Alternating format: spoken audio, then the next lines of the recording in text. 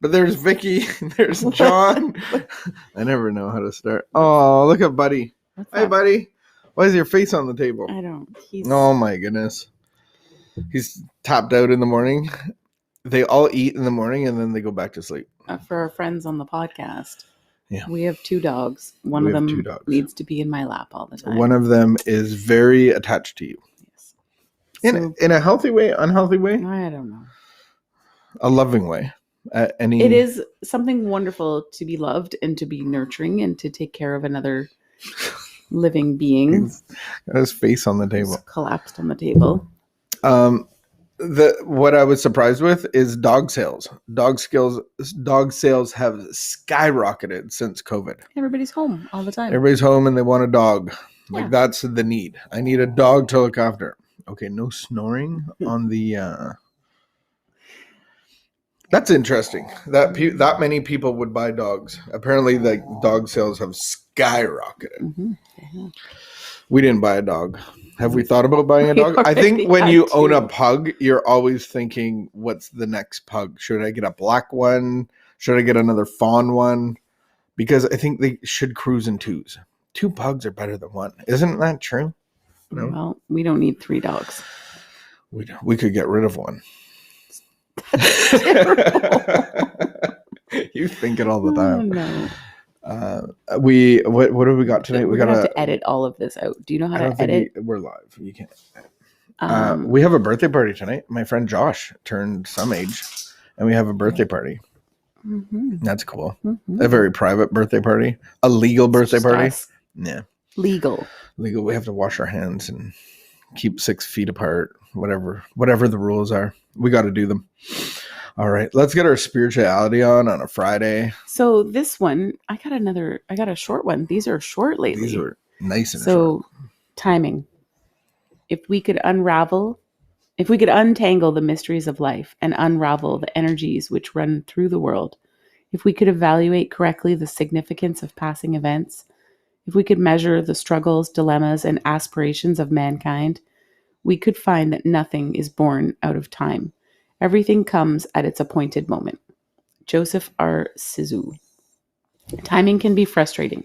We can wait and wait for something to happen, and it seems to be forever until it comes to pass. Or suddenly an event or circumstance is thrust upon us, catching us by surprise. Believing that things happen too slowly or too quickly is an illusion. Timing is perfect. Today I will trust and work with divine order. I will accept the timing of my life today and in my past as being perfect. This resonates with me because I'm not a great waiter, and I'm not waiter, but waiting. I'm not. Waiting's not my specialty. I don't like waiting. I like being served. No, I don't. I'm not a great patience guy, or I wasn't anyway. That's changed. That has changed. I would say a big thing that changed in recovery, one of the early signs that I noticed was that you would stay at the dinner table after dinner finished. Yeah. Whereas before, when you were in addiction, you would pound back your food as fast as you could. I just want to get dinner over with and get on to the next thing. Yeah, I was very next thing. What's the next thing? What's the next thing? Yeah. And a lot of it is career and truck driving and that kind of thing. You're jamming food in your mouth and doing 10 things at once. But yeah, enjoying the moment, I think I have really grown into, and then not pushing and God's timing. And so I remember in my early recovery, just trying to figure out this new life and trying to add my old life back into my new life and get this new life with an old life perspective. And I go up to this conference, and there was a couple guys that I went to rehab with, and I had this plan of heavy equipment, truck driving, excavation, getting equipment to train recovery guys on. And I had all this stuff. So I was talking to them about it. And apparently, I heard this later, but the pastor is now my friend. And so he said, they were saying, John's here and he's going 100 miles an hour. He's not even in recovery. He's making all these plans. It's oh my goodness, the guy's draining. And I had a massive spiritual experience at that place. And I went back home to my residence and a very different person. And all of my thinking was transformed into that stuff was my past, and now I need a new life. And that's where I learned about God's timing of like, what's God's plan for me? Well, if I look at God's plan, it's pertaining to others. What's his will is healing, restoration, feeding, clothing those that are less fortunate. So I didn't wait on the couch for his timing. I actually went into service of others. So I went and volunteered all of my time everywhere I went, and went to this study and this Bible study and this group, and waited for him to bring a job, waited for him to do things. I think I applied for schooling because I thought, like every good alcoholic and drug addict in early recovery, we want to get a counseling degree. We want to fix the world. So I actually went that route and applied for schooling. And at the end of it, I had to do this project. It was all government funding, and they actually pay for your living expenses for 2 years back then. And it was a great program. And I had the lady said at the end of the project, she goes, "Great job. Come back tomorrow. I'm going to consult with a couple of my friends." So a couple of her friends were addiction counselors. And so I went back to the meeting, and I was like, yeah, this is God's will, and this is awesome. And the lady said, "We approve your file, but we're going to put you on hold, and you can apply, like you can re-engage the file in a year from now, because we collectively think that you're too early in recovery." And like, I wasn't offended at that. I said, high five, probably see you never. And I just felt like that was God going, good job, good and faithful servant. Good job of willingness to do whatever it took to do something different. And so God didn't need me to go to school. He just needed to see my willingness to do whatever it took. And then the timing of getting a job that schooling would actually give me in the social work field. Mm-hmm. And I got on the job training at a home, doing care home with mentally ill guys. And so just waiting on God, but not on the couch, and going to serve and getting your hands dirty and volunteering my time. You're great at timing. Yeah, I think you're patient. Not every day with me, but maybe a little too patient. maybe too patient. But is there that passivity? But I just feel like right now I'm waiting. I don't. Yeah, oh my goodness! I don't. And it feels like I'm waiting for a long time. I mean, I knew for 18 months that my job would end, and I knew pretty soon after I found that out, I knew that I needed like a time just for myself, like a for me and God. And then now it's been over 18 months since. But you're not sitting on the couch. You're like months. Working a program of recovery and expecting new life from it. And you're a beautiful example, because you have a skill set that you get paid a certain amount of money. You have a certain amount of security. You're going to have a career in the government, and you have a retirement program. You have a retirement plan. You get medical and dental. And this year, all of that went away.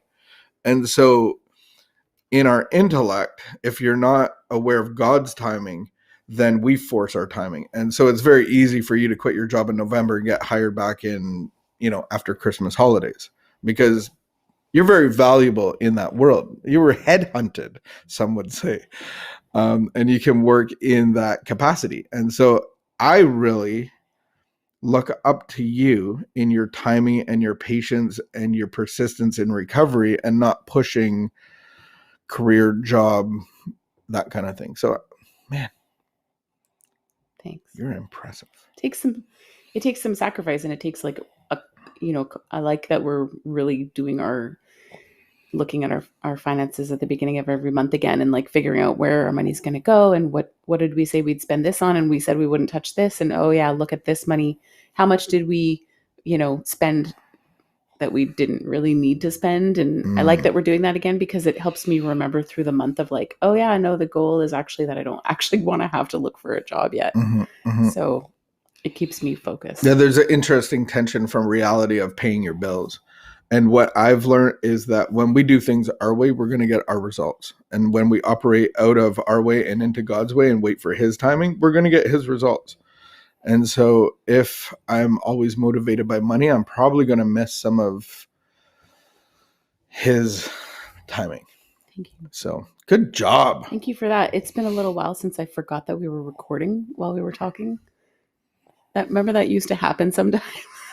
Oh, it happened a lot that you would forget, and then I'd be like, "Oh no, why am I talking about this on camera?" We're getting in a But fight, and that was crying. just a nice. It was, yeah. I really appreciated hearing that story again from you.